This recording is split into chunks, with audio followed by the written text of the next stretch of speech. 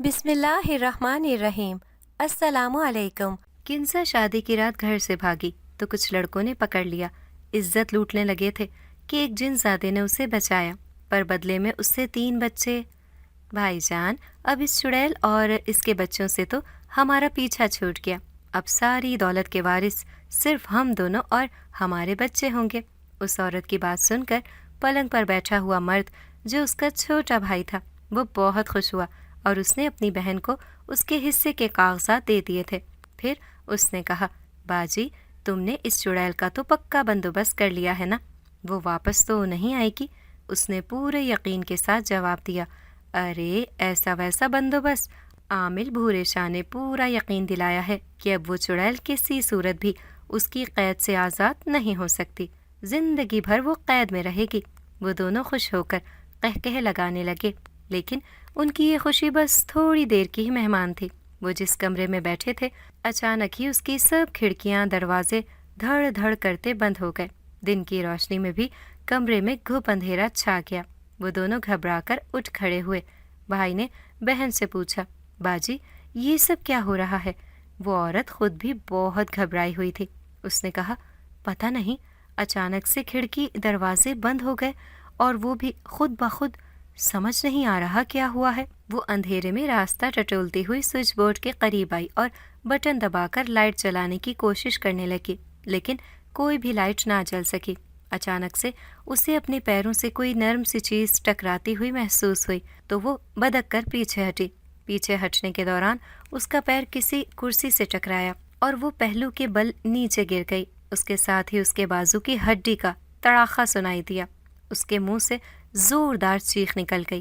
اس کا بازو کوہنی سے ٹوٹ گیا تھا۔ اس کا بھائی گھبرا کر اسے آوازیں دینے لگا، باجی، باجی، کیا ہوا؟ تم کیوں چیخ رہی ہو؟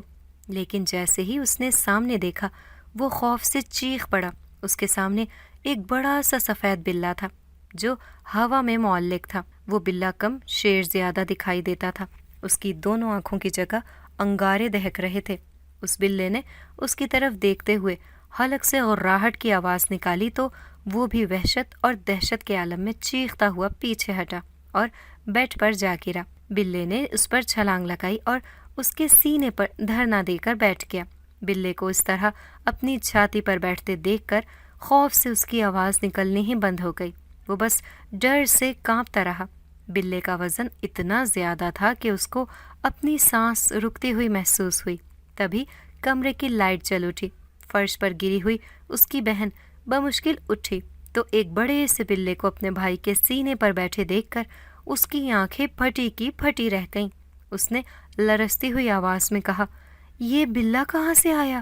اس کے بھائی نے بڑی مشکل سے کہا، بابا جی، اسے ہٹاؤ، میرا دم گھٹ رہا ہے۔ بھائی کی فریاد پر وہ جیسے ہی آگے بڑھی، بلے نے سر گھما کر اسے دیکھا اور خوفناک اور بلند آواز میں غرایا۔ وہ وہیں ٹھٹک کر رک گئی، لیکن فوراً ہی اس کائیاں عورت نے پینترا بدلا اور میز پر رکھا ہوا پیتل کا بھاری گلدان اٹھا کر بلے کو دے مارا۔ بلّا فوراً ہی اپنی جگہ سے غائب ہو گیا اور گلدان اس کے بھائی کے منہ پر جا لگا۔ وہ درد سے اندھا ہو گیا۔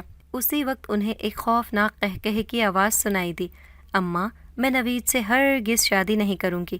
مجھے اس کی صورت سے بھی نفرت ہے اور آپ لوگ اسے ہمیشہ کے لیے میرا جیون ساتھی بنانا چاہتے ہیں۔ میں کسی بھی صورت میں اس سے شادی نہیں کروں گی۔ اس رشتے کو ختم کر دیں تو بہتر ہے۔ مجھے توقع نہیں تھی کہ میری اس جذباتی تقریر کے جواب میں اماں سے تھپڑ کھانے کو ملے گا، اس لیے جب اماں نے زوردار چانٹا میرے منہ پر رسید کیا تو پہلے تو چند لمحے تک مجھے سمجھ ہی نہیں آیا کہ ہوا کیا ہے۔ اماں کا ہاتھ اتنا ہی بھاری بھرکم تھا۔ میں ڈبڈبائی آنکھوں سے اماں کو دیکھنے لگی تو وہ غصے سے بولی، تمہیں شرم نہیں آتی یوں منہ پھاڑ کر انکار کرتے؟ غضب خدا کا، لڑکی ذات ہو کر اتنی بے باک ہو گئی ہو۔ خدا کا شکر ہے کہ اس وقت تمہارے ابا یہاں پر موجود نہیں، وہ یا تمہارا بھائی اگر یہ بکواس سن لیتے تو مار مار کر حلیہ بگاڑ دیتے تمہارا۔ اماں کی بات سن کر میں نے آنسو بہاتے ہوئے کہا، اماں، آپ لوگ کیوں زبردستی میری شادی اس سے کروانا چاہتے ہیں؟ ایک وہی گوار دکاندار رہ گیا ہے کیا میرے لیے ساری دنیا میں؟ اماں نے کہا، کنزا، پاگل مت بن، ارے بے وقوف، یہ بھی تو دیکھنا کہ ایک اماں کے سوا اس کے آگے پیچھے کوئی نہیں ہے۔ وہ بھی کتنے دن جیے گی؟ تو شہزادیوں کی طرح راج کرے گی وہاں۔ میں نے کہا نہیں، راج نہیں کرنا چاہتی میں اس کے اس جھونپڑے نما گھر میں۔ ایک نمبر کے بخیل ہیں وہ ماں بیٹے، مجھے تو ذرا سی چیز کے لیے بھی ترسا ترسا کر ماریں گے۔ میں بتا رہی ہوں اماں، میں کبھی اس سے شادی نہیں کروں گی۔ اماں بھی آخر کو میری ہی ماں تھی، چہرے پر ہاتھ پھیرتے ہوئے بولی، شادی تو تجھے اس سے ہی کرنی پڑے گی کنزا، اب راضی خوشی کر لے یا زبردستی، یہ تیری مرضی ہے۔ چل اب منہ ہاتھ دھو کر آ جا، تیرے باپ بھائی کے آنے سے پہلے کھانا بھی بنانا ہے۔ اماں نے بے نیازی سے کہہ کر کچن کا رخ کیا اور میں خون کے گھونٹ بھر کر رہ گئی۔ میرا دل چاہا کہ خودکشی ہی کر لوں، بھلا یہ بھی کوئی زندگی ہے؟ میرا نام تو آپ جان ہی چکے ہیں، میرا تعلق ایک چھوٹے سے شہر کے چھوٹے سے گھر سے ہے۔ میرے ابا موٹر مکینک ہیں، ان کی اپنی چلتی ورک شاپ ہے، تو اچھا خاصا کما لیتے ہیں۔ میرے علاوہ میرے گھر میں اماں، ابا اور بڑا بھائی ہی ہے۔ ابا نے تو بڑی کوشش کی تھی کہ بھائی کو پڑھا لکھا کر کوئی بڑا افسر بنائے، لیکن اسے پڑھائی لکھائی سے کوئی دلچسپی نہیں تھی۔ مارے باندھے اس نے میٹرک تک پڑھا اور اس میں 2 بار فیل ہونے کے بعد اس نے پڑھائی چھوڑ دی۔ ابا جوان ہوتے بیٹے پر زبردستی نہیں کر سکتے تھے، اس لیے اسے اپنے ساتھ ورک شاپ لے جانے لگے اور کچھ ہی عرصے میں اسے کام سکھا دیا۔ میں اگرچہ گھر میں سب سے چھوٹی تھی، مگر مجھے کبھی بھی وہ پیار نہیں ملا جو گھر کے سب سے چھوٹے بچے کو ملتا ہے۔ شاید اس کی وجہ یہ تھی کہ اماں اور ابا کو بیٹی کی بجائے بیٹے کی خواہش تھی، لیکن بیٹے کی بجائے میں آ گئی، اس لیے وہ میری پیدائش پر کچھ زیادہ خوش نہ ہوئے۔ لیکن دنیا دکھاوے کو تھوڑی بہت ہنسی خوشی کا مظاہرہ کر لیا گیا۔ گھر میں بھائی کو تو بے انتہا اہمیت دی جاتی تھی، لیکن مجھے مسلسل نظر انداز کر دیا جاتا تھا۔ ایسے میں میری ذات کی اس مسلسل نفی نے میری ذہنی صحت پر بہت برا اثر ڈالا۔ میں باغی ہوتی گئی۔ میں نے ضد کر کے ہی کالج میں ایڈمیشن لیا تھا، جس کے پیچھے بھی ایک لمبی چوڑی کہانی ہے۔ بہرحال کالج پہنچنے کے بعد مجھ پر ایک نئی دنیا کا دروا ہوا۔ یہاں پر لڑکیاں پڑھنے کے لیے کم، وقت گزاری کرنے یا اپنے بوائے فرینڈ سے ملنے ملانے کے لیے زیادہ آتی تھیں۔ میں نے بھی تھوڑی بہت ہچکچاہٹ کے بعد 2-3 سہیلیاں بنا لی تھیں، جو مجھے اکثر اپنے بوائے فرینڈس کے قصے کہانیاں سناتی رہتی تھی۔ گھر میں جو سلوک میرے ساتھ ہوتا تھا اس نے مجھے گھر سے باہر جھانکنے پر مجبور کر دیا۔ چھٹی کے وقت کالج کے باہر بہت سے لڑکے لڑکیاں کھڑے ہوتے رہتے تھے۔ اکثر کا تو کالج کی لڑکیوں سے افیئر چل رہا تھا اور باقی لڑکیوں کو تاڑتے اور ان کا پیچھا کرتے رہتے۔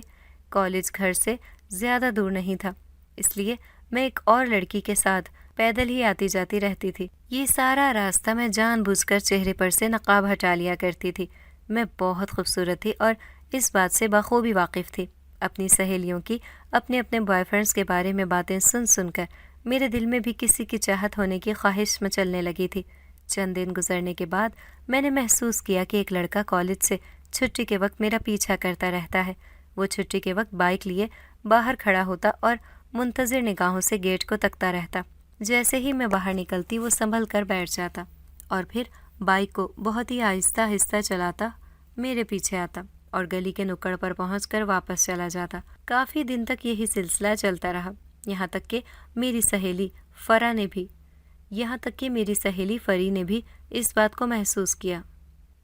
کافی دن تک یہی سب چلتا رہا، یہاں تک کہ میری سہیلی فری نے بھی اس بات کو محسوس کر لیا۔ کالج سے واپسی پر اس نے کہا، کنزا تم نے کچھ محسوس کیا؟ میں نے چونک کر پوچھا، کیا ہوا؟ اس نے کہا، یہ لڑکا جو پیچھے بائک پر آ رہا ہے تمہارا پیچھا کرتا رہتا ہے، اور جس دن نظر نہ آؤ تو اس کی نظریں بے چینی سے تمہیں تلاش کرتی رہتی ہیں۔ اس کی بات سن کر میرا دل دھک دھک کرنے لگا۔ میرے ہونٹوں پر ایک ہلکی سی مسکراہٹ آئی تو فری نے معنی خیز انداز میں کہا، اچھا تو دونوں کی طرف آگ برابر لگی ہوئی ہے، بھائی تم تو چھپی رستم نکلی۔ میں نے اس کے کندھے پر مکہ مارتے ہوئے کہا، بکواس نہیں کرو، سیدھی چلتی رہو۔ گھر آ گیا تھا، اس لیے ہم دونوں ہنسی مذاق کو بریک لگاتے ہوئے اپنے گھروں میں داخل ہو گئے۔ اگلے دن فری کی طبیعت بہت خراب تھی، اس لیے وہ کالج نہیں گئی تھی۔ میں اکیلی ہی چلی گئی۔ واپسی پر پھر وہی لڑکا بائک لیے کھڑا تھا۔ میں معمول کی رفتار سے چلنے لگی تو وہ آہستہ آہستہ میرے پیچھے آنے لگا۔ سڑک پر پہنچ کر میں نے جیسے ہی اپنی گلی کی طرف مڑنے لگی، اچانک سے گلی سے ایک موٹر سائیکل فراٹے بھرتی نکلی اور مجھے لگ بھگ ٹکر مارتی آگے چل گئی۔ اگر میں اچھل کر ایک طرف نہ ہو جاتی تو یقیناً وہ موٹر سائیکل والا مجھے رونتا ہوا نکل جاتا، لیکن اس طرح ایک دم ہی پیچھے ہٹنے سے میرا پاؤں فٹ پاتھ سے ٹکرایا اور میں لڑکھڑا کر گر گئی۔ وہ لڑکا جو میرا پیچھا کرتا رہتا، اس نے زور سے چلا کر اس موٹر سائیکل والے سے کہا، ابے اندھا ہے کیا؟ لڑکی کو روند کر گزرے گا۔ لیکن موٹر سائیکل والے کو نہ میرے گرنے سے کوئی فرق پڑا اور نہ اس کے چلانے سے۔ وہ زن سے موٹر سائیکل اڑاتا بھاگ نکلا۔ بائک والا لڑکا نیچے اتر کر بھاگتا ہوا میرے قریب آ گیا اور اس نے مجھے اٹھاتے ہوئے کہا، کیسی ہیں آپ؟ زیادہ چوٹ تو نہیں لگی آپ کو؟ میں نے آنسو بھری آنکھوں سے اسے دیکھتے ہوئے اپنا بازو تھام لیا۔ گرنے سے ایک سائڈ سے کہنی چھل گئی تھی اور گھٹنے کا بھی یہی حال تھا۔ اس نے کہنی دیکھتے ہوئے کہا، ارے آپ کو تو کافی چوٹ لگی ہے، چلیں میں آپ کو ہسپتال لے کر چلتا ہوں۔ میرے دل میں اس کے لیے محبت انگڑائیاں لینے لگی۔ اتنا خیال تو میرا پہلی بار کسی نے رکھا تھا، اتنی فکر مندی بھی پہلی بار میں نے کسی کے لہجے میں محسوس کی تھی۔ میرا دل تو چاہا کہ اس کا ہاتھ تھام کر اس کے پیچھے بائک پر بیٹھ جاؤں، لیکن میں نے نفی میں سر ہلاتے ہوئے دھیمی آواز میں کہا، نہیں میں ٹھیک ہوں، آپ کا شکریہ۔ میری بات سن کر اس کا چہرہ بجھ گیا، لیکن جب میں نے کوئی دھیان نہ دیا تو وہ مجھے اٹھنے میں میری مدد کرنے لگا۔ میں اس کا ہاتھ تھام کر اٹھ کھڑی ہوئی تو اس نے میرا بیگ اور کتابیں وغیرہ سمیٹ کر میرے ہاتھ میں پکڑا دیں اور کہا، آپ چل سکیں گی؟ میں چھوڑاؤں آپ کے گھر تک؟ میں نے گھبرا کر اسے دیکھا۔ گھر تک اگر کسی نے اسے میرے ساتھ دیکھ لیا تو میرے لیے تو قیامت کھڑی ہو جانی تھی۔ میں نے جلدی سے نفی میں سر ہلاتے ہوئے کہا، نہیں نہیں، آپ کا شکریہ، میں چل سکتی ہوں۔ اس نے مسکراتے ہوئے اللہ حافظ کہا اور اپنی بائک سنبھال لی۔ میں آہستہ آہستہ چلتی ہوئی اپنے گھر کی طرف روانہ ہو گئی اور جب تک میں گلی میں داخل نہ ہو گئی وہ وہیں پر کھڑا میری طرف دیکھتا رہا۔ اس دن گھر پہنچ جانے کے بعد میں دیر تک اس کے بارے میں سوچتی رہی۔ اس کا نرم لہجہ، میرے لیے فکر مندی اور اس کی آنکھوں سے چھلکتی محبت نے میرے دل کو بھی اس کے لیے دھڑکنے پر مجبور کر دیا۔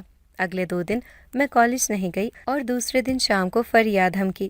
گھر میں اماں کو پتا تھا کہ میں باہر بائک سے ٹکرا گئی تھی، اس لیے فری کو انہوں نے بتا دیا تھا۔ فری نے میری طبیعت پوچھی، ہم دونوں یوں ہی باتیں کرنے لگے۔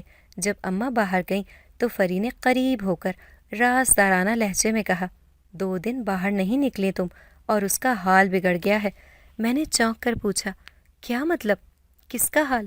اس نے معنی خیز انداز میں کہا، وہی جو کالج گیٹ کے پار تمہارا انتظار کرتا رہتا ہے۔ میرے دل کی دھڑکن تیز ہو گئی۔ اس نے گریبان سے ایک چھوٹا سا تہہ کیا ہوا کاغذ نکال کر مجھے دیتے ہوئے کہا، آج کالج سے واپسی پر اس نے مجھے روک کر تمہارے بارے میں پوچھا۔ تمہارے ایکسیڈنٹ کی اطلاع بھی مجھے اس سے ملی۔ اس نے کہا کہ جب میں تمہارے گھر آؤں تو یہ تمہیں دے دوں۔ کنزا، مجھے تو لگتا ہے کہ وہ ٹائم پاس نہیں کر رہا بلکہ سچ مچ تم سے محبت کرتا ہے۔ میں نے کاغذ کھول کر دیکھا، اس پر ایک موبائل نمبر کے ساتھ لکھا ہوا تھا، پلیز کال می۔ اماں کے آنے کی آہٹ ہوئی تو میں نے جلدی سے وہ کاغذ چھپا لیا اور ہم لوگ لیے ہوئے لیکچرز کی بات کرنے لگے۔ میرے پاس ایک چھوٹا سا موبائل فون تھا جو بہت رونے دھونے کے بعد بھائی نے لا کر دیا تھا۔ رات کو جب سب سو گئے تو میں نے وہ کاغذ نکال کر اس نمبر کو موبائل میں محفوظ کیا اور اسے میسج کر دیا۔ تھوڑی ہی دیر کے بعد اس کا جوابی میسج آ گیا۔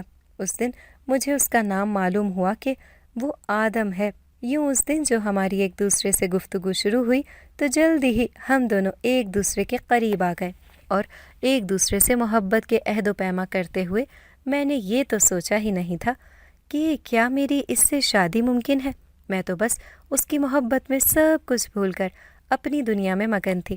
کالج کے فائنل امتحانات ہوتے ہی میرے گھر سے نکلنے کی وجہ ختم ہو چکی تھی، لیکن میرا رابطہ آدم سے برابر رہا۔ وہ خود بھی پڑھائی ختم کر چکا تھا اور اب جاب کی تلاش میں تھا۔ اس کا ارادہ تھا کہ نوکری ملتے ہی وہ میرے لیے رشتہ بھیجے گا، لیکن اس سے پہلے میرے لیے نوید کا رشتہ آ گیا۔ نوید ابا کی چاچا زاد کا بیٹا تھا۔ اس کی پرچون کی دکان تھی۔ بظاہر اس میں کوئی بڑی خرابی بھی نہیں تھی، اگر ہوتی بھی تو شاید اس سے کوئی فرق نہ پڑتا، کیونکہ ابا کو تو بس مجھے کسی بوجھ کی طرح اتار پھینکنا تھا۔ اس لیے مجھ سے پوچھے بغیر انہوں نے اس رشتے کے لیے ہاں کر دی۔ جب نوید کی ماں آئی تھی اس دن میں اپنی ایک سہیلی سے ملنے گئی ہوئی تھی، اس لیے مجھے اس ساری صورتحال کا علم دیر سے ہوا۔ جب مجھے اماں نے بتایا کہ نوید کے ساتھ میرا رشتہ طے ہو گیا ہے۔ تو پہلے تو میں صدمے سے ساکت رہ گئی، لیکن پھر ہوش میں آتے ہی میں نے خوب شور اور رونا دھونا مچایا اور نوید سے شادی سے انکار کر دیا۔ لیکن میری کسی بات کو کوئی اہمیت نہیں دی گئی تھی۔ میرے واویلا سے تنگ آ کر اماں نے ابا کو ساری صورتحال کے بارے میں آگاہ کر دیا تھا، اور ابا نے مجھے روئی کی طرح دھنک کر وارننگ دی تھی کہ اگر میں نے شادی والے دن کوئی گڑبڑ کی یا کسی کے سامنے رونا دھونا ڈالا تو وہ بے جھجک ہو کر میرا گلا دبا دیں گے، کیونکہ وہ نوید کی ماں کو زبان دے چکے ہیں، اور زبان سے پھرنے کی نسبت مجھے مار دینا ان کے لیے زیادہ آسان ہوگا۔ ماں باپ کے اس رویے نے مجھے میری اوقات اور حیثیت بتا دی تھی۔ یہ تو میں پہلے ہی جانتی تھی کہ ان سب کے نزدیک میری کوئی اہمیت نہیں، لیکن پھر بھی میں سوچتی تھی کہ آخر کو یہ میرے خونی رشتے ہیں، کچھ نہ کچھ تو محبت تو انہیں مجھ سے بھی ہوگی۔ لیکن انہوں نے ثابت کر دیا تھا کہ ان کی محبتوں کے واحد حقدار صرف بھائی ہیں، اور یہ بات جان کر میرے دل میں دبی بغاوت اور غصے کی آگ اور زیادہ بھڑک گئی۔ میں نے بظاہر خاموشی اختیار کر لی۔ اماں میرے اس رویے سے مطمئن ہو گئی تھیں۔ انہوں نے سمجھا تھا کہ شاید میں اپنی قسمت پر صبر شکر کر کے چپ ہو گئی ہوں، لیکن وہ نہیں جانتی تھیں کہ میرے دل میں کیسا لاوا پک رہا ہے۔ میرا رابطہ آدم کے ساتھ برابر جاری تھا، وہ بھی اس سب کے بارے میں جانتا تھا۔ آخرکار ہم نے ایک منصوبہ بنا لیا۔ ادھر میری شادی کی تاریخ نزدیک آتی گئی، دور اور قریب سے مہمان آتے گئے، اور آج میری یہاں آخری رات تھی۔ اگلے دن صبح کو میرا نکاح ہونے والا تھا۔ میرے یہاں آخری دن سمجھ کر اب اماں ابا اور بھائی بھی اپنی محبتیں لٹا رہے تھے، مگر اب مجھے ان کی توجہ چاہیے تھی، نہ محبت۔ مجھے صرف آدم کی رفاقت درکار تھی، لیکن اسے پانے کے لیے مجھے اپنی اداکاری کو جاری رکھنا تھا۔ اس دن میں نے خود کو بہت خوش ظاہر کیا، سبھی مطمئن ہو چکے تھے۔ سب کے سونے کے بعد میں نے اپنا بیگ نکالا اور اس میں اپنی جیولری رکھ دی۔ کپڑوں کے 2 جوڑے میں پہلے ہی اس میں رکھ چکی تھی۔ اس کے بعد میں نے نقدی جو کوئی 50,000 روپے تھے وہ بھی اس میں ٹھونس لیے اور کپڑے تبدیل کر کے عبایا پہنا اور نکل کھڑی ہوئی۔ گھر سے باہر آنے میں مجھے کوئی خاص مشکل نہیں ہوئی۔ میں پیدل چلتے ہوئے گھر سے کافی دور نکل آئی تھی۔ سڑک پر آ کر میں نے رکشہ روکا اور آدم کی بتائی ہوئی جگہ پر پہنچ گئی، لیکن وہاں پہنچ کر میں پریشان ہو گئی کیونکہ آدم ابھی تک نہیں پہنچا تھا، جبکہ منصوبے کے مطابق تو اسے بہت پہلے پہنچ جانا چاہیے تھا۔ میں کافی دیر تک اس کا انتظار کرتی رہی، لیکن وہ نہیں آیا۔ 2 گھنٹے گزر گئے تھے۔ جب میں گھر سے نکلی تھی تو رات کے 2 بج رہے تھے، اور 2 گھنٹے مجھے یہیں پر انتظار کرتے ہوئے گزرے تھے۔ اس دوران میں بار بار فون پر بھی رابطہ کرنے کی کوشش کر رہی تھی، مگر آگے سے فون بھی بند تھا۔ میں سخت پریشان ہو گئی تھی۔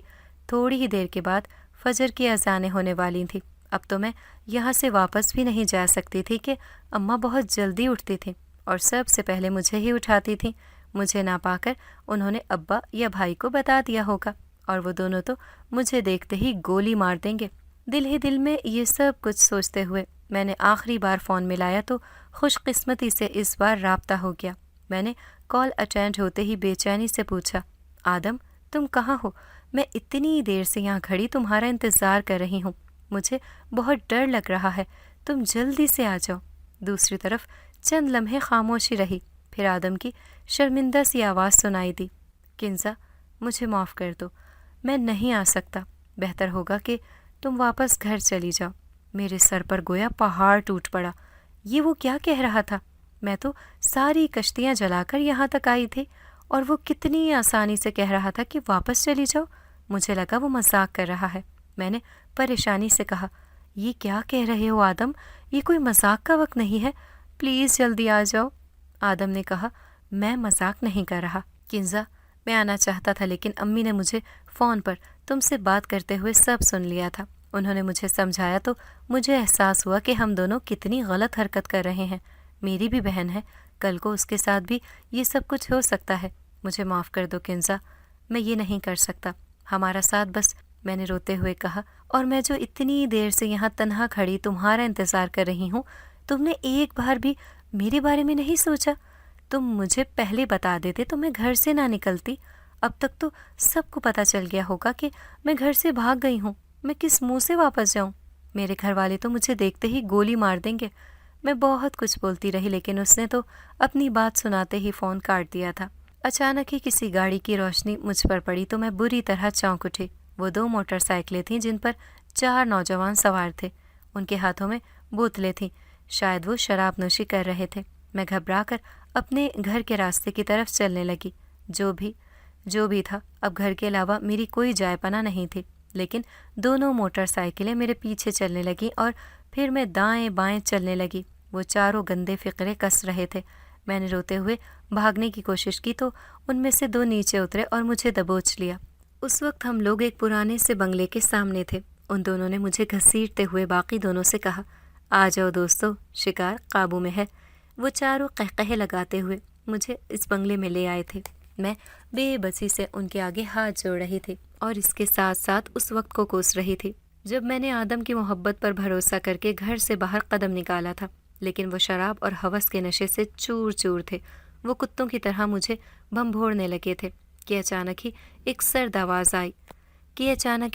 آواز سنائی دی، رک جاؤ۔ وہ آواز اتنی گرجتی ہوئی اور باروب تھی کہ سبھی کی ریڑھ کی ہڈی میں ٹھنڈی لہر سی دوڑ گئی۔ اس کے ساتھ ہی اس کمرے کی فضا بے حد سرد ہو گئی۔ وہ مجھے چھوڑ کر ادھر ادھر دیکھنے لگے، لیکن کوئی بھی نظر نہ آیا۔ یکدم ہی سردی بے انتہا بڑھ گئی۔ سبھی بری طرح کانپنے لگے۔ ایک نے ہمت کر کے پوچھا، کون ہو تم؟ سامنے آ جاؤ۔ اندیکھی آواز نے ایک قہقہہ لگایا تو ان سب کو اپنے دلوں پر خوف پنجے جماتا محسوس ہوا۔ اس نامعلوم ہستی نے کہا، سامنے آ جاؤں؟ لگتا ہے جینے سے دل بھر گیا ہے تم لوگوں کا، اسی لیے ایسی باتیں کر رہے ہو۔ ان میں سے ایک نے کہا، دیکھو ہم جانتے ہیں تم یہیں کہیں چھپے ہوئے ہو، نہ جانے کس طرح تم نے اس کمرے کو اس قدر ٹھنڈک سے بھر دیا ہے۔ جو بھی ہے سامنے آ جاؤ، اس شکار میں تم بھی حصے دار بن جاؤ، ورنہ یہاں سے بھاگ جاؤ۔ جیسے ہی اس کی بات مکمل ہوئی، کسی نامعلوم ہاتھ نے اس کے سر کے بالوں سے اسے جکڑ لیا اور آہستہ آہستہ اسے اوپر اٹھانے لگا۔ اس لڑکے کے منہ سے چیخ نکل گئی۔ باقیوں کی بھی یہ خوفناک منظر دیکھ کر گھگی بند گئی تھی۔ وہ تھر تھر کانپ رہے تھے۔ کمرے کے کونے میں ایک سفید لباس والا نوجوان کھڑا تھا۔ اس طرف اس کی پشت تھی، اس لیے چہرہ نظر نہیں آ رہا تھا۔ اس نے اپنا ایک ہاتھ اس طرح اوپر کیا ہوا تھا جیسے اس ہاتھ میں اس نے کچھ پکڑ رکھا ہو۔ جیسے ہی وہ اس کو دائیں بائیں حرکت دیتا، لٹکا ہوا لڑکا بھی ویسے ہی جھولتا۔ پھر اس نے اسی طرح پیٹھ موڑے موڑے ہی اپنا چہرہ گھمایا۔ اب اس کا رخ دوسری طرف تھا، لیکن اس کے چہرے کا رخ اس طرف تھا۔ اس کی آنکھوں میں سے سفید ڈیلے غائب تھے، وہاں صرف سیاہی ہی سیاہی نظر آ رہی تھی۔ یہ نظارہ بڑے بڑوں کا پتہ پانی کرنے کے لیے کافی تھا۔ ان میں سے ایک لڑکا بے ہوش ہو کر گر گیا تھا۔ خود میرے بھی رونگٹے کھڑے ہو گئے تھے۔ اس نے سرد سی مسکراہٹ کے ساتھ کہا، لو آ گیا میں سامنے، لیکن تم خوف سے کانپنے کیوں لگے ہو مجھے دیکھ کر؟ وہ سب ایک دوسرے کے پیچھے چھپنے کی ناکام کوشش کر رہے تھے۔ لٹکا ہوا لڑکا اب لٹو کی طرح گھومنے لگا تھا اور اس کے منہ سے ڈری ڈری آوازیں برآمد ہو رہی تھیں۔ ان سب نے جان لیا تھا کہ ان کا سامنا کسی غیر انسانی مخلوق سے ہے۔ اب وہ سب جان بچانے کے چکر میں تھے۔ ایک لڑکے نے لرزتی ہوئی آواز میں کہا، خدا کے لیے ہمیں جانے دو، ہمیں معاف کر دو۔ اب وہ پوری طرح سے مڑا۔ اس نے چہرہ واپس گھمایا تو وہ کسی قدر انسانوں جیسا دکھنے لگا۔ اس نے ہاتھ نیچے کیا تو لٹکا ہوا لڑکا پٹ سے کسی مردہ چھپکلی کی طرح نیچے گرا۔ اس نے اسی سرد آواز میں کہا، اس سے پہلے کہ میں تمہیں مارنے کا فیصلہ کر لوں، اسے اٹھاؤ اور یہاں سے دفع ہو جاؤ۔ آئندہ یہاں کہیں نظر آئے تو زندہ نہیں بچو گے۔ وہ سہمی ہوئی نگاہوں سے اسے دیکھتے ہوئے اپنے ساتھی کو اٹھانے لگے اور پھر آنن فانن وہاں سے بھاگ نکلے۔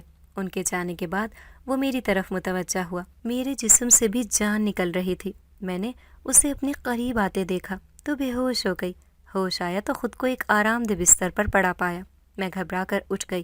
میرے جسم پر وہ تار تار ہونے والا لباس بھی موجود نہیں تھا، بلکہ ایک نیا اور خوبصورت سا لباس تھا جو جانے کس نے اور کب پہنایا تھا۔ میں نے سر گھما کر کمرے کا جائزہ لیا۔ کمرہ بہت اچھا تھا اور اس کی اچھی طرح آرائش کی گئی تھی۔ مجھے بے ہوش ہونے سے پہلے کے واقعات یاد آ گئے تو میں جھرجھری لے کر اٹھ بیٹھی۔ نہ جانے اب میں کہاں تھی۔ کھڑکی سے جھلکتی روشنی نے بتا دیا کہ اب رات نہیں دن ہو چکا ہے۔ میں متذبذب انداز میں وہیں پر کھڑی اپنی انگلیاں مروڑنے لگی۔ میں اس پراسرار اجنبی کے بارے میں بھی سوچ رہی تھی جس نے مجھے ان درندہ صرف لڑکوں سے وہ بڑے ہی خوفناک انداز میں وہاں آیا تھا اور اس نے بنا ہاتھ لگائے ایک کو یوں لٹکا دیا تھا گویا وہ جیتا جاگتا انسان نہ ہو بلکہ کوئی کھلونا ہو۔ نہ جانے اب میں کہاں تھی، کھڑکی سے جھلکتی روشنی نے بتا دیا کہ اب رات نہیں دن ہو چکا ہے۔ میں متذبذب انداز میں وہیں پر کھڑی اپنی انگلیاں مروڑنے لگی۔ میں اس پراسرار اجنبی کے بارے میں بھی سوچ رہی تھی جس نے مجھے ان درندہ صرف لڑکوں سے بچایا تھا۔ وہ بڑے ہی خوفناک انداز میں وہاں آیا تھا اور اس نے بنا ہاتھ لگائے ایک کو یوں لٹکا دیا تھا گویا وہ جیتا جاگتا انسان نہ ہو بلکہ کوئی کھلونا ہو۔ اس کی اس حرکت سے وہ سب ڈر کر بھاگ گئے تھے۔ اگر وہ نہ آتا تو اس وقت تک میں اپنی عزت و آبرو تو کھو چکی ہوتی۔ ممکن ہے کہ مجھے اپنی جان سے بھی ہاتھ دھونے پڑتے، لیکن وہ جانے کون تھا، کوئی انسان تو نہیں لگتا تھا۔ بہرحال جو بھی تھا وہ کوئی بھی تھا، لیکن اس نے مجھے بچا کر مجھ پر ایک بہت بڑا احسان کر دیا تھا۔ میرے بارے میں سوچ رہی ہو؟ اچانک ہی رات والی باروب آواز سنائی دی تو میں گھبرا کر پلٹی۔ وہ بیڈ کے پاس پڑی کرسی پر بیٹھا تھا۔ میرے منہ سے چیخ نکل گئی۔ مجھے ڈرتے ہوئے دیکھ کر وہ بولا، ڈرو مت، میں تمہیں کوئی نقصان نہیں پہنچاؤں گا۔ ان لڑکوں کو صرف سبق سکھانے کے لیے ایسا کیا تھا میں نے۔ میں چاہتا تو ان کی جان بھی لے لیتا، لیکن ہم لوگ تمہاری دنیا کے آدم زادوں کی طرح بے رحم نہیں ہیں کہ بغیر کسی وجہ کے مار دھاڑ کرتے پھریں۔ بس جس کو جتنی ضرورت ہو سبق سکھا دیتے ہیں۔ میں نے سہمی ہوئی نظروں سے اسے دیکھتے ہوئے پوچھا، تم کون ہو؟ وہ پہلی بار مسکرایا تو میں نے جانا کہ اس کی مسکراہٹ کتنی حسین تھی۔ وہ بولا، ویسے میں کسی کو بتاتا تو نہیں، لیکن تمہیں بتانے میں کوئی حرج نہیں سمجھتا کہ میں انسان کے روپ میں ضرور ہوں، لیکن در حقیقت میں ایک جن زادہ ہوں۔ کیا؟ جن زادہ؟ میں بری طرح بوکھلا گئی اور خوف زدہ ہو گئی۔ پرسکون آواز میں بولا، گھبراؤ مت، میں جانتا ہوں کہ تم انسان لوگ جنات سے بہت ڈرتے ہو، لیکن میں نے پہلے بھی کہا تھا اور اب دوبارہ کہتا ہوں، مجھ سے ڈرنے کی بالکل بھی ضرورت نہیں۔ اس کی تسلی دینے پر میں کسی قدر مطمئن ہو گئی۔ میرا خوف کچھ کم ہوا تو اس نے مسکراتے ہوئے کہا، ویسے تم چاہو تو مجھے آدھا جن زادہ بھی کہہ سکتی ہو۔ میری ماں انسان تھی۔ میں ہکا بکا سی اسے دیکھتی رہ گئی۔ یہ کیسے ہو سکتا ہے؟ کیا یہ ممکن ہے؟ اس نے اثبات میں سر ہلاتے ہوئے کہا، ہاں بالکل، کچھ انسان بہت زیادہ دلیر اور بے خوف بھی ہوتے ہیں، جیسے میری ماں تھی۔ اسے میرے باپ سے محبت ہو گئی تھی، اس لیے دونوں نے شادی کر لی تھی۔ میں حیران سی اسے دیکھ رہی تھی۔ شادی کے ذکر سے اچانک ہی مجھے اپنی شادی یاد آ گئی۔ میں آدم کے ساتھ بھاگنے کے لیے گھر سے نکلی تھی، پھر نہ ادھر کی رہی نہ ادھر کی۔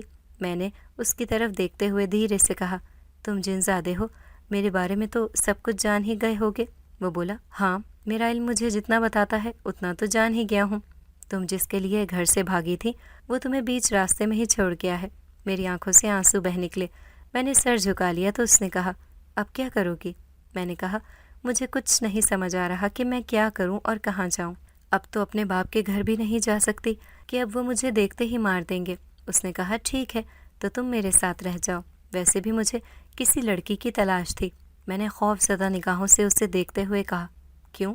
اس نے کہا، ڈرو مت، اصل میں مجھے اپنی بہن کے 3 بچوں کو پالنے کے لیے کسی آدم زادی کی ضرورت تھی۔ انہیں کوئی انسان لڑکی ہی سنبھال سکتی ہے کیونکہ وہ بھی آدھے جن زادے ہیں۔ میں نے ناسمجھی سے کہا، آدھے جن زادے سے کیا مطلب؟ اور تمہاری بہن کہاں ہے؟ اس نے ایک آہ بھرتے ہوئے کہا، اپنا سر کرسی کی پشت سے ٹکا کر اپنی آنکھیں بند کر لیں۔ اس کے چہرے پر شدید دکھ اور افسردگی کے آثار نظر آنے لگے۔ اس نے آنکھیں بند کیے ہی بتانا شروع کر دیا، میری بہن جن زادی ہے۔ اصل میں وہ میری سوتیلی بہن ہے جو مجھ سے چھوٹی ہے۔ اس کی ماں بھی جن زادی تھی۔ وہ سوتیلی بہن ہے، لیکن وہ مجھ سے اور میں اس سے بہت زیادہ پیار کرتے ہیں۔ لیکن 10 سال پہلے میری بہن کو بھی میرے باپ کی طرح ایک انسان زادے سے محبت ہو گئی۔ وہ لڑکا بھی اسے چاہتا تھا، اسی لیے اس کی حقیقت سے واقف ہونے کے باوجود اس نے اس سے شادی کر لی۔ اس کے گھر والوں کو اس بات کا علم نہیں تھا کہ ان کے بیٹے کی بیوی ایک جن زادی ہے۔ 3 بچوں کی پیدائش کے بعد میرا بہنوئی ایک حادثے میں دنیا سے گزر گیا۔ میری بہن دکھ سے چور ہو گئی تھی، اوپر سے اس کے سسرال والے بھی اسے نحوست سمجھ کر اس پر سختیاں کرنے لگے۔ میری بہن شوہر کی محبت میں خود بخود سب کچھ برداشت کرتی گئی، لیکن اپنے بچوں کے ساتھ ہونے والی زیادتیوں پر خاموش نہ رہ سکی۔ وہ ان کے لیے سسرالیوں سے لڑنے لگی۔ جذبات میں اس نے یہ راز کھول دیا کہ وہ جن زادی ہے۔ یہ سن کر اس کی نند کو یقین نہیں آیا تھا۔ وہ تعویذ کنڈوں کے چکر میں پڑی رہتی تھی۔ اس نے ایک عامل بھورے شاہ سے اس بات کا ذکر کیا اور اس عامل نے میری بہن کی کسی استعمال شدہ چیز کے ذریعے جو اس کی نند نے فراہم کی تھی اسے قید کر لیا۔ بچوں کو ان کے ددیالوں نے جن زادی کے بچے اور منحوس سمجھ کر گھر سے نکال دیا۔ وہ روتے اور گلیوں میں در بدر ہوتے پھر رہے تھے۔ جب ایک روز مجھے یہ سب کا علم ہوا تو میں انہیں اپنے پاس لے آیا۔ اگرچہ وہ ماں کی وجہ سے بھی میری طرح جناتی صفات کے مالک ہیں، لیکن انسانوں کے بیچ رہنے کی وجہ سے وہ خود کو انسان ہی سمجھتے ہیں اور ہماری دنیا میں بہت بے چین ہوتے ہیں۔ اسی لیے میں انہیں یہاں لے آیا۔ اب مجھے ان کی دیکھ بھال کی ضرورت ہے۔ کسی لڑکی کی ضرورت ہے جس پر بھروسہ کیا جا سکے، جو ان کی حقیقت سے واقف ہونے کے باوجود انہیں سنبھالنے پر راضی ہو۔ میں زیادہ وقت ان کے ساتھ نہیں رہ سکتا۔ مجھے اس عامل سے اپنی بہن کی آزادی کے لیے بھی جنگ کرنی ہے، اور یہ میں اسی صورت میں کر سکتا ہوں اگر میں بچوں کی طرف سے بے فکر ہو جاؤں۔ اس کی یہ طویل جذباتی داستان سن کر میری آنکھوں سے آنسو بہہ نکلے۔ میں نے آنسو پوچھتے ہوئے کہا، ٹھیک ہے، مجھے منظور ہے۔ ویسے بھی میرے پاس رہنے کو کوئی اور ٹھکانہ نہیں رہا، ایسے میں مجھے بھی پناہ مل جائے گی۔ اس نے شکر گزاری سے مجھے دیکھا، پھر اٹھتے ہوئے بولا، چلو میں تمہیں بچوں سے ملوا دوں۔ میں اس کے پیچھے پیچھے چلتی ہوئی باہر نکلی تو یہ دیکھ کر حیران رہ گئی کہ میں اسی اجڑ کھنڈر بنگلے میں تھی جس میں کل رات مجھے وہ لڑکے لائے تھے۔ میں نے حیرت سے پوچھا، کیا ہم لوگ جائیں گے؟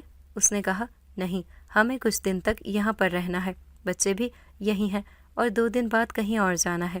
ایک کمرے کا دروازہ کھول کر وہ اندر گیا اور اس کے پیچھے میں گئی۔ وہاں میں نے 3 بچوں کو دیکھا۔ ایک تو بالکل چھوٹا سا تھا، کوئی 2-2.5 سال کا ہوگا، دوسرے بھی 5-7 سال کی عمر کے تھے۔ ایک لڑکی تھی اور باقی دونوں لڑکے تھے، جن میں سے ایک چھوٹا تھا اور ایک بڑا تھا۔ مجھے دیکھ کر چھوٹے بچے کے علاوہ باقی دونوں اٹھ بیٹھے۔ بڑے لڑکے نے اس جنزادے کی ٹانگوں سے لپٹتے ہوئے کہا، ماموں کہاں گئے؟ ماموں آپ کہاں چلے گئے تھے؟ ہم کو بہت ڈر لگ رہا تھا۔ اس نے اسے پیار سے لپٹایا اور چھوٹی بچی کو گود میں اٹھا لیا اور کہا، بیٹے، ماموں ہر وقت تو تمہارے پاس بھی نہیں بیٹھے رہ سکتے نا، کام کے لیے بھی جانا ہوگا مجھے، لیکن اب تم لوگ اکیلے نہیں رہو گے، یہ تمہارے ساتھ ہی رہیں گی۔ بچے نے معصومیت سے آنکھیں پٹپٹاتے ہوئے کہا، یہ کون ہے؟ وہ بچے اتنے خوبصورت، معصوم اور پیارے تھے کہ انہیں دیکھتے ہی پیار کرنے کا جی چاہتا تھا۔ میں نے آگے بڑھ کر اسے گود میں اٹھا لیا اور کہا، بیٹے، میں آپ کی خالہ ہوں۔ وہ بھی پیار سے میرا چہرہ چھونے لگا۔ اس کے ہاتھ بے حد گرم تھے۔ بھائی کی دیکھا دیکھی چھوٹی بہن بھی میرے پاس آ گئی۔ اس شور سے بیڈ پر لیٹا بچہ بھی جاگ گیا، اور جب اس نے اپنے بھائی بہن کو میری گود میں بیٹھے دیکھا تو وہ بھی دوڑتا ہوا میرے پاس آ گیا۔ تھوڑی ہی دیر میں وہ تینوں ایسے میرے ساتھ گھل مل گئے تھے جیسے میں ہی ان کی ماں ہوں۔ جنزادہ حیرت سے ہمیں دیکھ رہا تھا۔ میں نے اس کی طرف دیکھا تو اس نے کہا، کمال ہے، یہ تو تمہارے ساتھ یوں چپکے جا رہے ہیں جیسے تم ہی کو اپنی ماں سمجھ رہے ہیں۔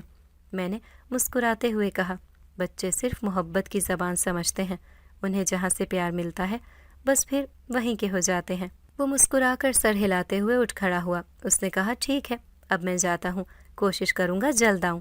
وہ باری باری سب بچوں کو پیار کر کے جانے لگا۔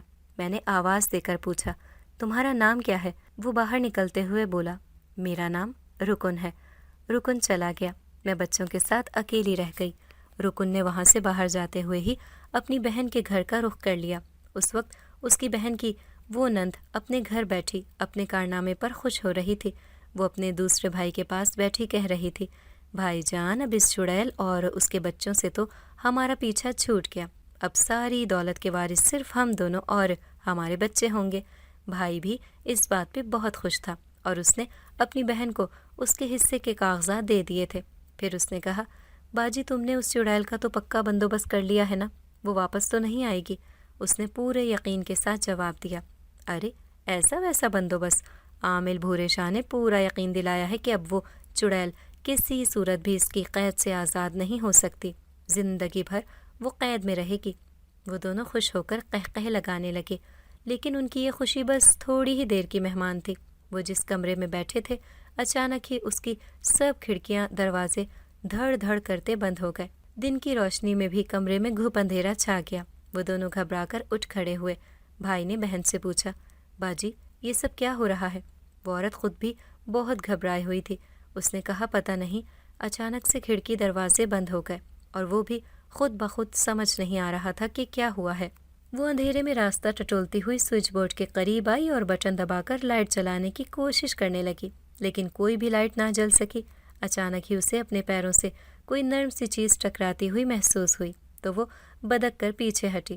پیچھے ہٹنے کے دوران اس کا پیر کسی کرسی سے ٹکرایا اور وہ پہلو کے بل نیچے گر گئی۔ اس کے ساتھ ہی اس کے بازو کی ہڈی کا تڑاخہ سنائی دیا۔ اس کے منہ سے زوردار چیخ نکل گئی۔ اس کا بازو کوہنی سے ٹوٹ گیا تھا۔ اس کا بھائی گھبرا کر اسے آوازیں دینے لگا، باجی باجی کیا ہوا؟ تم کیوں چیخ رہی ہو؟ لیکن جیسے ہی اس نے سامنے دیکھا وہ خوف سے چیخ پڑا۔ اس کے سامنے ایک بڑا سا سفید بلّا تھا جو ہوا میں معلق تھا۔ وہ بلّا کم شیر زیادہ دکھائی دیتا تھا۔ اس کی دونوں آنکھوں کی جگہ انگارے دہک رہے تھے۔ اس بلے نے اس کی طرف دیکھتے ہوئے حلق سے غراہٹ کی آواز نکالی تو وہ بھی وحشت اور دہشت کے عالم میں چیختا ہوا پیچھے ہٹا اور بیٹھ پر جا گرا۔ بلے نے اس پر چھلانگ لگائی اور اس کے سینے پر دھرنا دے کر بیٹھ گیا۔ بلے کو اس طرح اپنی چھاتی پر بیٹھتے دیکھ کر خوف سے اس کی آواز نکلنی ہی بند ہو گئی۔ وہ بس ڈر سے کانپتا رہا۔ بلے کا وزن اتنا زیادہ تھا کہ اس کو اپنی سانسیں رکتی ہوئی محسوس ہوئیں۔ تبھی کمرے کی لائٹ جل اٹھی۔ فرش پر گری ہوئی اس کی بہن بمشکل اٹھی تو ایک بڑے سے بلے کو اپنے بھائی کے سینے پر بیٹھے دیکھ کر اس کی آنکھیں پھٹی کی پھٹی رہ گئیں۔ اس نے لرزتی ہوئی آواز میں کہا، یہ بلّا کہاں سے آیا؟ اس کے بھائی نے بڑی مشکل سے کہا، باجی اسے ہٹاؤ، میرا دم گھٹ رہا ہے۔ بھائی کی فریاد پر وہ جیسے ہی آگے بڑھی، بلے نے سر گھما کر اسے دیکھا اور خوفناک اور بلند آواز میں غرایا۔ وہ وہیں ٹھٹک کر رک گئی، لیکن فوراً ہی اس کایا عورت نے پینترا بدلا اور میز پر رکھا ہوا پیتل کا بھاری گلدان اٹھا کر بلے کو دے مارا۔ بلّا فوراً ہی اپنی جگہ سے غائب ہو گیا اور گلدان اس کے بھائی کے منہ پر جا لگا۔ وہ درد سے اندھا ہو گیا۔ اسی وقت انہیں خوفناک قہقہے کی آواز سنائی دی۔ انہوں نے خوف زدہ نظروں سے ادھر ادھر دیکھتے ہوئے کہا، کون ہو تم؟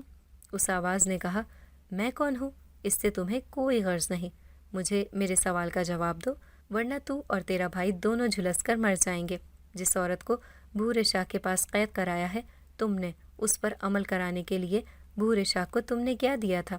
وہ عورت بولی، میں نے اسے 50,000 دیے۔ وہ گرجتی ہوئی آواز میں بولا، پیسے نہیں بے وقوف عورت، تو نے اسے اس عورت کی کون سی چیز دی تھی؟ اس کے ساتھ ہی کمرے میں ناقابل برداشت گرمی ہونے لگی۔ اپنی جان خطرے میں دیکھ کر وہ فر فر بولنے لگی، بھورے شاہ کو میں نے اس کے کپڑے دیے تھے، اسے حکم ملا فوراً وہ لباس سامنے لاؤ۔ اس نے لرزتے کانپتے اس کے حکم کی تعمیل کرتے ہوئے الماری کھولی اور ایک کالے رنگ کا تھیلا نکالا۔ پھر اس میں سے ایک لباس نکالا جو پہلے تو نہ جانے کس رنگ کا رہا ہوگا لیکن اب کالا سیاہ ہو چکا تھا۔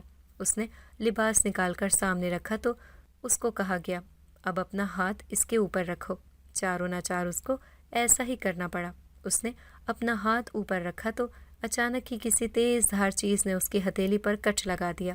خون بہہ کر اس لباس پر پھیلنے لگا۔ بڑی تیزی سے وہ خون اس لباس پر پھیل گیا اور کالے سے اس کا رنگ سفید ہو گیا۔ پھر اچانک ہی اس کپڑے میں آگ بھڑک اٹھی اور ایک لمحے کے اندر اندر وہ جل کر خاکستر ہو گیا۔ اس کے ساتھ ہی کمرے میں چھائی ہوئی ناقابل برداشت گرمی ختم ہو گئی۔ کھڑکی دروازے بھی خود بخود کھل گئے۔ بھورے شاہ کوئی شاہ نہیں تھا، وہ ایک عام سا بھنگی تھا اور جادو وغیرہ سیکھ کر اس نے شاہ کا نام اپناتے ہوئے اپنے کالے کرتوت جاری رکھے تھے۔ اس وقت بھی وہ اپنے عقیدت مندوں سے نمٹ کر اپنے خاص کمرے میں آیا اور پلنگ پر لیٹ گیا۔ اس وقت وہ تھوڑی دیر کے لیے سو جایا کرتا تھا۔ سوتے سوتے اچانک ہی اس نے اپنا دم گھٹتا محسوس کیا۔ اس کے ساتھ ہی شیلف پر موجود شیشے کی منہ بند خالی بوتلوں میں سے ایک لرزنے لگی۔ پھر یکایک تڑاق سے ایک بوتل ٹوٹ گئی اور اس کے اندر سے سفید دھواں خارج ہونے لگا۔ یہ دیکھ کر بھورے شاہ نے اٹھنے میں دیر نہیں لگائی تھی مگر بہت دیر ہو گئی تھی۔ اس کے کپڑوں میں یکلخت آگ بھڑک اٹھی تھی اور اس کے ساتھ ہی کسی نے اس کے گرد پھندا کس لیا تھا۔ تھوڑی دیر بعد ہی وہ جھلس کر مر گیا۔ دھوئیں کی وہ لکیر تیزی سے وہاں سے دور جا رہی تھی اور کچھ دور جا کر اس نے ایک عورت کا روپ بدل لیا۔ وہ رکن کی بہن شیما تھی۔ اس نے سامنے دیکھا تو اپنے بھائی کو دیکھ کر وہ دوڑ کر اس سے لپٹ گئی۔ رکن نے کہا اسے وہاں سے رہائی دلائی تھی اور بھورے شاہ کا جادو اسی پر الٹ دیا تھا۔ شیما کو لے کر وہ اس کے بچوں کے پاس آیا تو ماں اور بچوں کی محبت کا نظارہ دیکھ کر میری آنکھیں نم ہو گئیں۔ میں دھیرے دھیرے باہر نکلی تو رکن نے اچانک ہی میرا ہاتھ پکڑ لیا۔ کہاں جا رہی ہو چپکے چپکے؟ میں نے کہا بچوں کو ان کی ماں مل گئی ہے، اب انہیں میری ضرورت نہیں۔ رکن بولا لیکن مجھے تو ضرورت ہے۔ میں نے چونک کر اسے دیکھا، تبھی شیما بھی کمرے سے نکل آئی۔ ہاں اور مجھے بھی بھابھی کی ضرورت ہے، تم یوں دامن چھڑا کر نہیں جا سکتی۔ میں نے رکن کی طرف دیکھا، اس کی آنکھوں میں میرے لیے محبت تھی، مشعلیں روشن تھی اور محبت تو میں بھی اس سے کرنے لگی تھی۔ میں نے دھیرے سے اس کا دوسرا ہاتھ بھی تھام لیا۔ آخر مجھے بھی تو اس کی محبت کی ضرورت تھی۔ آج میرے اور رکن کے نکاح کو 10 سال ہو گئے ہیں۔ ہم پہاڑی علاقے میں بنے ایک خوبصورت سے گھر میں رہتے ہیں، جہاں شیما اور اس کے تینوں بچوں کے ساتھ میرے اور رکن کے 2 بچے بھی خوب رونق لگائے رکھتے ہیں۔ اگر آپ کو ہماری آج کی کہانی پسند آئی ہے تو اسے لائک کریں، شیئر کریں اور چینل کو سبسکرائب کرنا مت بھولیے گا، تاکہ آپ کو ہر نئی آنے والی ویڈیو کا نوٹیفیکیشن بر وقت ملتا رہے۔